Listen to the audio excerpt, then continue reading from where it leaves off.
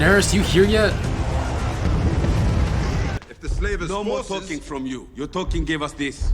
And I have acknowledged that. I'm Trying trying to tell me what the army should do. You do not know what the army should do.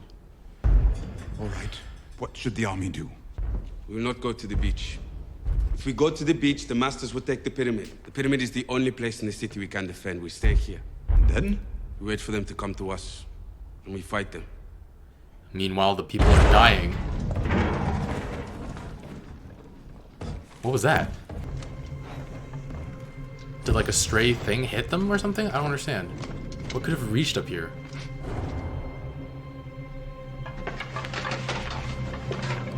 Daenerys! I'm back! Oh, so that was Drogon landing. Bye, Drogon. No, just burn all the ships. Dang it. What? Wait, is this the yellow? This is the guy. He's being hanged.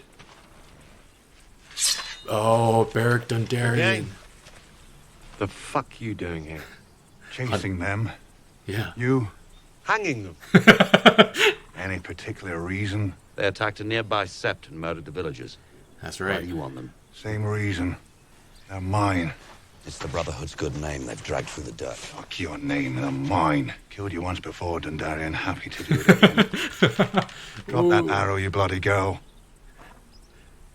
Tougher girls than you have tried to kill me. You can have one of them. One of them. Is that good enough? Two. Two. I want this one. No.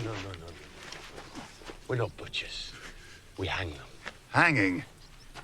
All over in an instant. Where's the punishment in that? They die. They all bloody die. Except this one here. I've only got one of them. No. No. Chop off one hand.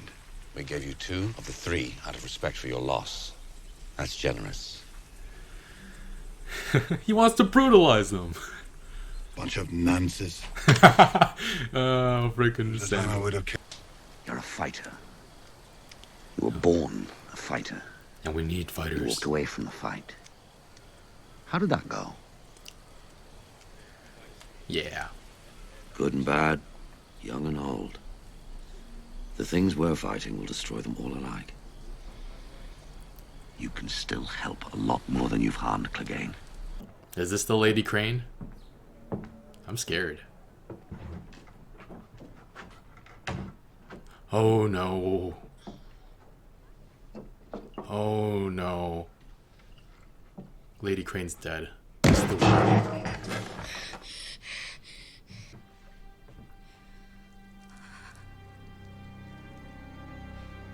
If you'd have done your job, she would have died painlessly. Where's Needle? Whoa. Over or under? Nice. She's going over, right? Yeah. Nope. Slip. Wait. What if the one in front of her's... What if... I don't know. I'm scared there's another faceless man waiting for her. This is making me very uncomfortable.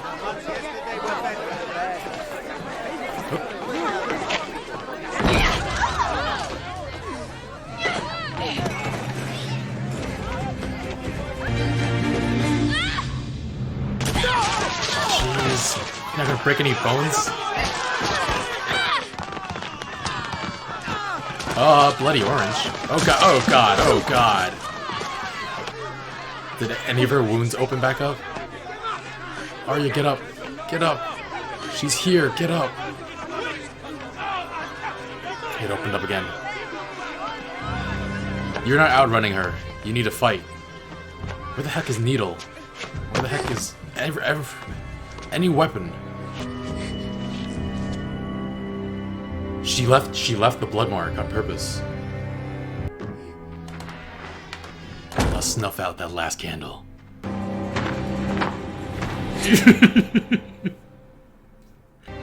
She add the Waif's face to the wall.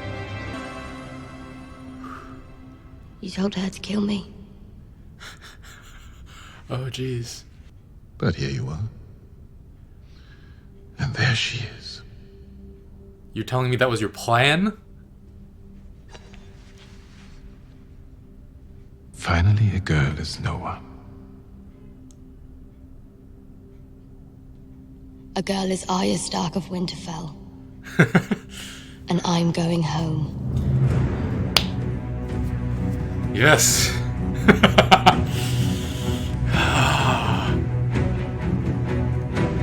He smiled a little bit.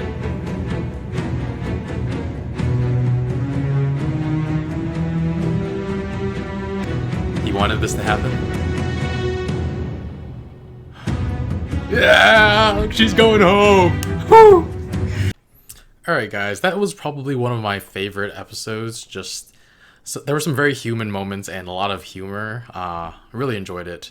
The faith comes for Cersei, but the mountain takes care of them. That guy's jaw just went flying. The mountain does seem like he could be stronger or more durable than before his operation.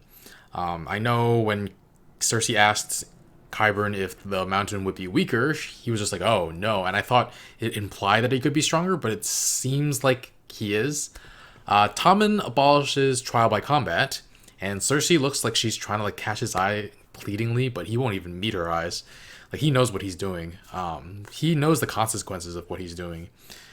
She knows that she has no chance if it's a trial by 7. Is that what it's called? There's a combat one where 7 people fight 7 people, but then there's a trial where 7 septons preside. They both sound like they should be called. They could be called trial by 7. But yeah, the septons are not going to give her a favorable verdict. So she's screwed, and not in the fun incest way that she likes. But she does talk to Qyburn. She asks him, like, is it just a rumor or something more? And he says it's more, much more. And for the life of me, I have no idea what they're talking about. Like, did I forget something from an earlier episode? I remember, like, probably more than a season ago, like, Qyburn was treating her for something. And I wasn't sure what she was being treated for. And now that I'm thinking about it, it might have been a cover for something else. I actually think it's much more interesting that it's not a trial by combat. Like, who could the Sparrows possibly call upon that could match Gregor friggin' Clegane? No one that we've heard of before, and it would be anticlimactic for some new person to show up. So I guess they could have made Loras' atonement to fight for them, but like, it would be a rematch from season 1, but Loras would lose spectacularly. It just wouldn't make sense. But yeah, Varys is leaving Essos to find friends and ships in Westeros. Does he not know that Yara and Theon are coming? Like, his vast network of spies didn't suss that out. But yeah, who could he convince to join Daenerys? And will it still be the Lannisters everyone is fighting against by the time Daenerys arrives? Assuming it's still the Lannisters, the Starks would get on board. The Boltons would get on board too, since they betrayed the Lannisters, but I'm hoping it's the Starks getting on board. The Stormlands won't, because Tommen is a Baratheon. The Freys wouldn't be on board either, because they're allied with the Lannisters. The Tyrells and Martells seem like they would be on board, though. And whichever Greyjoy group doesn't reach Daenerys first, the other will most likely side with the Lannisters. So it'll all be very interesting. They really paid off on that Tyrion, Missandei, and Grey Worm banter from a couple episodes ago. Their games never came to be, but their jokes, amazing. I loved that scene so much. You don't get to see like everyday things happen in TV shows enough. Like, it's always all about the action and driving the plot forward, but I love like everyday things like this. The only reason Missandei and Grey Worm didn't want to drink and joke beforehand was because of pressures from others. And yes, Tyrion applied some pressure too, but it was for them to let loose and, more importantly, to be more themselves, to enjoy themselves. And after Grey Worm says that the wine tastes like it has turned, like, Tyrion doesn't push him to drink more, so I think what Tyrion did was okay, like perfectly okay. But Missandei clearly liked it. She was like shyly drinking, like sipping the wine. It was really cute. Yeah, she was just, it was fun. And those jokes, those masterful jokes, that's the main reason why this was a two-parter, guys. To keep as much of that scene in where we get to see Grey Worm and Missandei just enjoying the little things.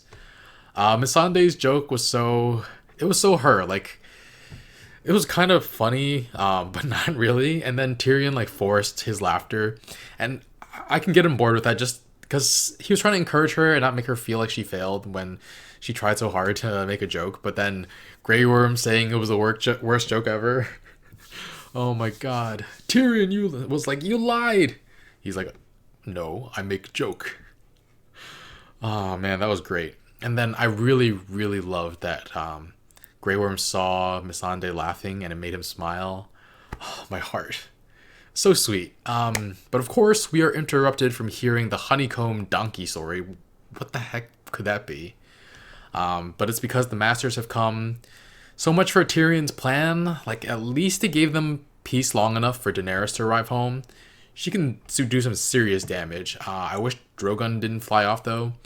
Hopefully she'll be able to get Viserion and Rhaegal to listen. Maybe take out the Sons of the Harpy once and for all. And the Dothraki, I'm sure they're close behind too. So this is going to be pretty epic. I don't know what to expect in the next episode, actually. Is one episode going to be like Jon versus Ramsay and then Daenerys versus Masters in like one or the other? I can't wait, though. Can't wait. So the Brotherhood didn't sanction the killing of Sandor's group. That's nice to know that not all of the Brotherhood was going around doing things like that. It seemed antithetical to their mission statement, so it's nice to see that they didn't tolerate those guys' actions. Like, they were meant to protect the people, and they see their true mission now is to defend the wall. So this could mean quite an addition to the Night's Watch, so that's awesome. Now, can Ed effectively lead all of these men, though? Like, I have a hard time imagining some of these Brotherhood taking orders from him. And the last thing I want is another coup. Actually, with the way it's gone the last several seasons, somebody probably mutinied and Ed has already been dead for a while. Like, I'm partially joking, but still. Sandor and Beric Dondarrion's interactions were great. Thoros of Myr too. What the fuck are you doing here? Chasing them. You? Hanging them. And I caught it in editing, but Sandor was eating something and he says he prefers chicken. Such a callback. He's just like, I got you for a chicken with Arya and I forgot the guy's name by now. It's been a while.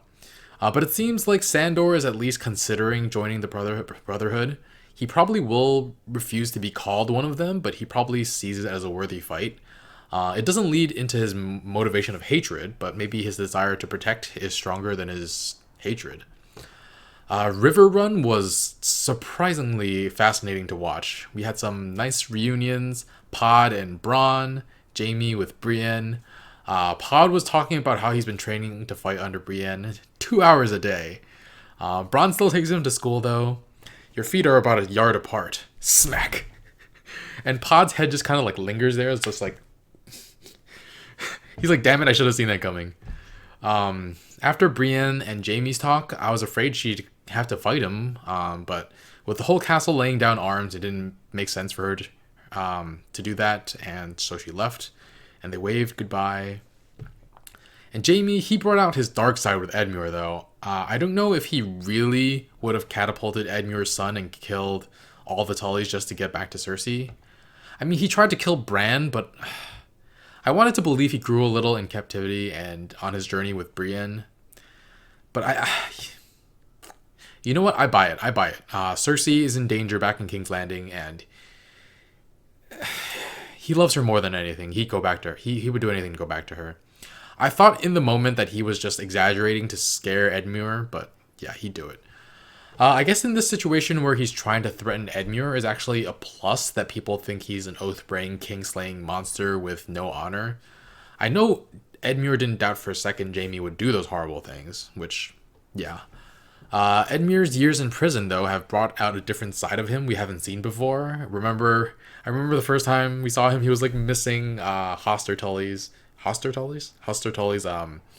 ship thing that he was trying to like hit with a flaming arrow. And then the second thing, he was just like, I took the stone mill.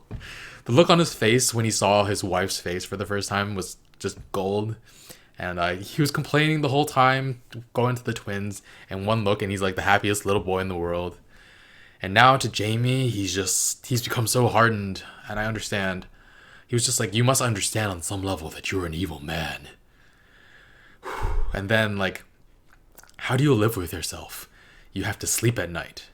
I really wanted Jaime to respond, "I sleep with my sister. That's how I sleep at night." But sometimes something that just reinforces what we know about the characters in the show. Jaime goes through all the ways Cersei and Catelyn would protect their children with great ferocity, start wars, release people they hate, and the next line he says I feel like is super important: the things we do for love. We. So he's including himself too. He's just as fierce, though he doesn't have that same love for his children, I don't think. He's simply just talking about Cersei. He's looking after Cersei. And it's a great callback all the way to the first episode of the series when he pushes Bran out the window to keep him and his sister safe. The things I do for love. So I've thought a lot of things about Jaime before. I would use a lot of different adjectives to describe him, but fierce, I don't think I've seen too much of that side of him until now. And when the one he loves is under attack, he goes all out and he immediately demonstrates his fierceness with his threat to Edmure. But I feel really bad for Blackfish Tully. His reintroduction felt like the coming of something epic, and then he went down fighting for his home off screen. He was saying how they could hold Riverrun for 2 years, and it fell in like 2 days. It makes sense that the men listened to Edmure, but I just didn't want that to happen to Blackfish. Jaime had Edmure's son, though. He had to listen, even though he's never met his son.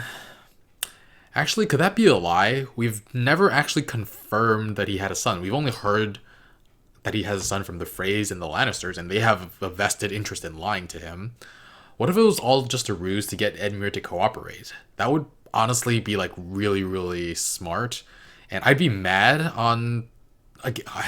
them, but I'd also be really impressed. It does seem more like a Bolton thing, though. A Bolton method of deception, though, so I don't think that's actually the case. But if it is, very impressive and infuriating. Finally, we get to Arya. Oh, man.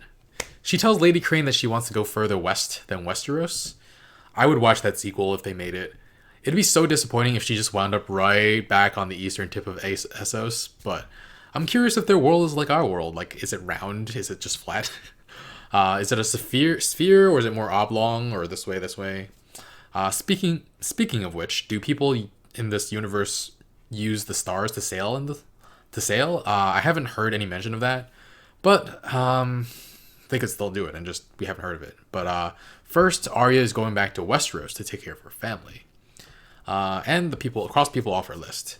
But Lady Crane's last performance, she got to act the hell out of it and be true to the character of Cersei. So it was a nice moment for her.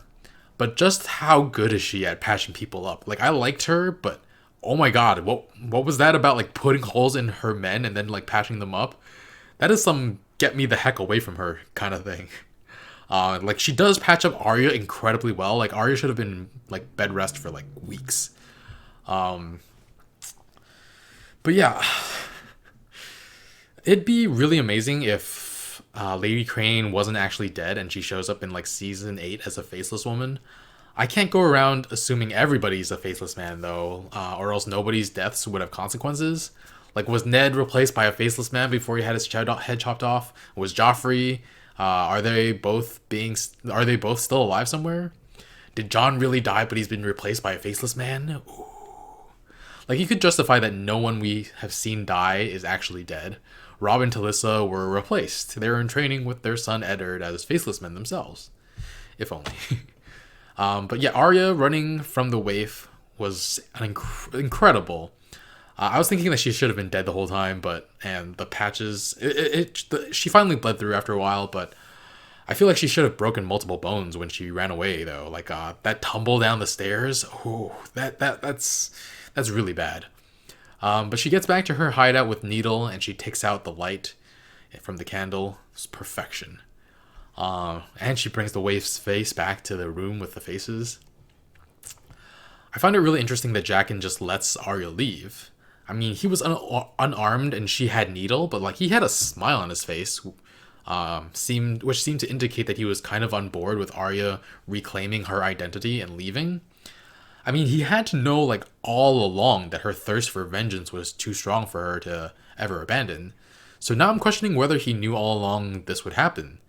Maybe he thought the waif was like annoying and wanted her dead, and that's why he gave Arya the faceless man coin to begin with. Like, come train so you can get rid of this annoying girl for me. But is it part of the many-faced god's will for Arya to go back to Westeros and change the fate of the world? And again, I asked in a previous episode, how does the White Walkers coming down past the wall affect Essos? Could the White Walkers make their way across the narrow sea if they had ships? If the fate of humanity depends on stopping the White Walkers, do the Faceless Men come to Westeros to help? I mean, changing faces isn't going to help that much in a war against Whites and White Walkers, unless they can wear the face of a White Walker. That would be incredible. But they're all incredibly skilled fighters, so at the very least, they'd be helpful that way. But yeah, too many awesome things happened this episode. I'm going to give it 4.5 direwolves. I almost want to give it 5. Arya taking down that smug waif. The things happening at Riverrun were super fascinating to watch. Daenerys came home. Again, I loved watching Tyrion getting Missandei and Grey Worm to relax a little. And yes, Tyrion messed up negotiating with the Sons of the Harpy, or the Masters rather, not the Harpies. But I hope the repercussions for him are not too rough, and I hope that they can all have fun again at some point. That was so much fun to watch. And Tyrion doesn't really have any friends in Essos now that Varys went back to Westeros. And yeah, I don't think I've laughed that loud in an episode yet, and this series is great with its humor, so that's really surprising. Sandor Clegane trading barbs with Beric Dondarrion and Thoros of Myr was really good too. Yeah, this is definitely my favorite season so far, and we're not even at the end yet. We haven't had the big battles. But yeah, we're going to have Daenerys wiping out the Harpies, I'm guessing, and we're going to have Jon versus Ramsay. I don't know if they do a full episode. If they do a full episode for each, I'm going to go nuts. But yeah. I'm so looking forward to watching more, and at the same time, I'm not, because we're running out of episodes. I need me a sequel where Arya goes west of Westeros, but I did see an article before I even started watching the show that there has been some casting for a prequel. I wonder if it could be set west of Westeros. Oh, and if something is west of Westeros, does that become Westeros, and then Westeros becomes like Centeros? What? Never mind. I have 9 episodes left, and then season 8. I don't want it to end. But yeah. Alright guys, be sure to like, comment, share, subscribe. If you're watching this on YouTube and you want to watch the next 3 episodes right now, make sure to check out Early Access on Patreon in the link in the description below or over here. Thanks for watching. Bye friends.